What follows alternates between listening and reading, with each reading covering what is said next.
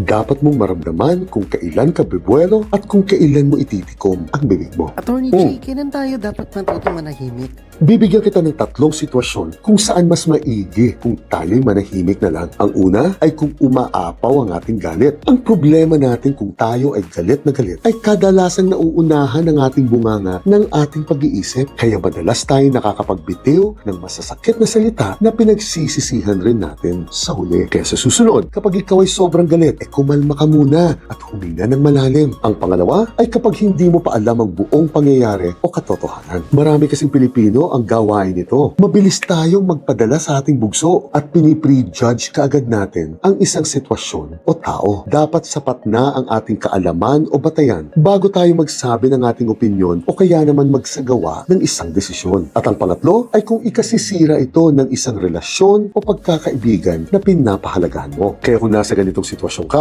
pag-isipan mo muna kung alin ang mas mahalaga. Ang makapagsalita ka ng walang preno o manatiling buo at matatag ang relasyon o pagkakaibigan ninyo. Ang pagsasalita ng tama ay isang skill set na dapat din pinagpapratisan. At dapat kasama sa pinapractice mo ay yung mararamdaman mo kung kailan ka dapat bumuelo at kung kailan mo ititikom na lang ang bibig mo. Cheers!